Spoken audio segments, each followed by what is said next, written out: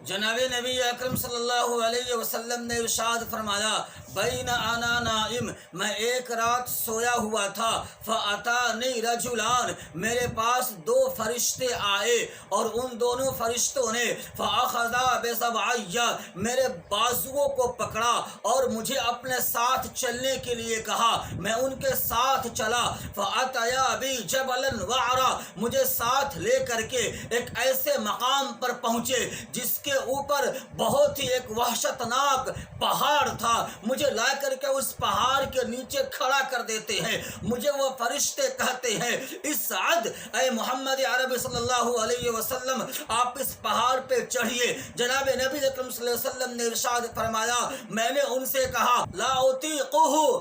یہ پہاڑ بہت اونچا ہے، اونچائی کی وجہ سے میں اس پہ نہیں چڑھ سکتا ہوں۔ ان فرشتوں نے جواب دیا، انا سنسہل لک، کہ ان قریب میں آپ کے لیے اس پہاڑ کو آسان کر دیتا ہوں، آپ اس پہ آسانی سے چڑھ جائیں گے۔ جناب نبی اکرم صلی اللہ علیہ وسلم فرماتے ہیں کہ ان فرشتوں نے میرے لیے اس پہاڑ کو آسان کیا، فصعدت، میں اس پہاڑ پہ چڑھا، جیسے ہی چڑھتا ہوں تو دیکھتا کیا ہوں، فاذا باصوات شدیدہ، بہت ہی وحشتناک اور خوفناک آواز میرے کان میں سنائی دیتی ہے۔ میں نے ان فرشتوں سے سوال کیا، یہ کیسی آواز ہے، کہاں سے آ رہی ہے؟ ان فرشتوں نے جواب دیا، هذه الاصوات وعاء اہل النار،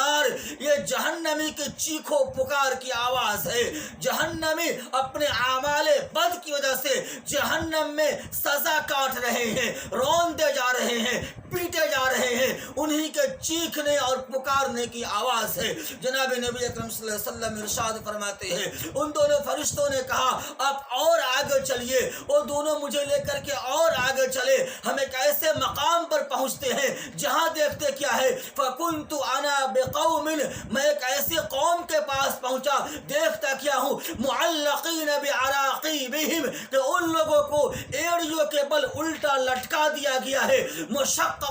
أَصْدَاقُهُمْ، اور ان کے جبڑوں کو چیرا جا رہا ہے، ان کے کلوں کو نوچا جا رہا ہے، تَسِيلُ أَصْدَاقُهُمْ دَمًا، اور ان کے جبڑوں سے، ان کے کلوں سے، ان کے منہ سے خون بہ رہا ہے۔ میں نے ان فرشتوں سے پوچھا یہ کون لوگ ہیں، ان کو یہ عذاب کیوں دیا جا رہا ہے؟ ان فرشتوں نے جواب دیا، الذین یفطرون قبل تحلۃ صومہم، یہ وہ لوگ ہیں جو روزہ دار لوگوں کے افطار کرنے سے پہلے ہی افطار کر لیا کرتے تھے، یعنی دن میں کھایا کرتے تھے، روزہ نہیں رکھا کرتے تھے۔ جو لوگ بے روزہ دار ہیں، جو لوگ روزہ نہیں رکھتے ہیں، اللہ نے ان کا عذاب یہ متعین کیا ہے، فرشتے ان کے جبڑوں کو چیریں گے، ان کے جبڑوں سے خون بہے گا، وہ ہائے ہائے کریں گے، مگر فرشتے ان کو چھوڑنے والے نہیں ہیں۔ دوسرے موقع پر جناب نبی اکرم صلی اللہ علیہ وسلم نے ارشاد فرمایا،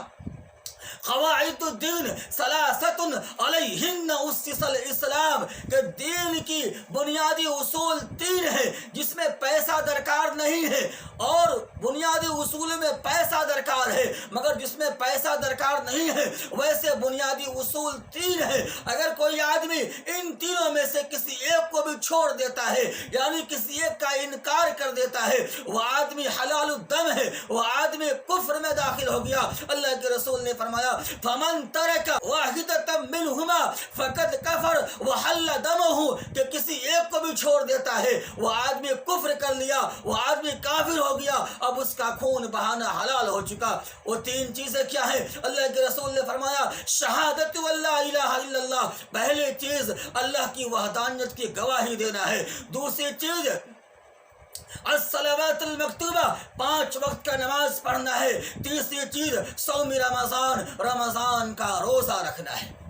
جناب نبی اکرم صلی اللہ علیہ وسلم نے ایک اور جگہ ارشاد فرمایا، من افطر یوما من رمضان، کہ جس شخص نے رمضان کے مہینے میں ایک دن بھی افطار کر لیا، من غیر عذر، بغیر کسی شرعی عذر کے، اس کے پاس کوئی شرعی عذر نہیں تھا، بغیر کسی شرعی عذر کے اس نے افطار کر لیا، روزہ نہیں رکھا، اللہ کے رسول نے فرمایا اگر وہ پورے زندگی روزہ رکھے گا پھر بھی رمضان کے ایک روزے کا مقابلہ نہیں کر سکتا ہے۔ ایک تو انسان کے لیے پورے زندگی روزہ رکھنا مشکل، لیکن اس پر بھی کہا گیا کہ اگر وہ پورے زندگی روزہ رکھ لے گا پھر بھی اسے رمضان کے ایک روزے کا بھی ثواب نہیں مل پائے گا، چاہے جائے کہ اس کے ذمے سے روزے کا کفارہ ادا ہو جائے۔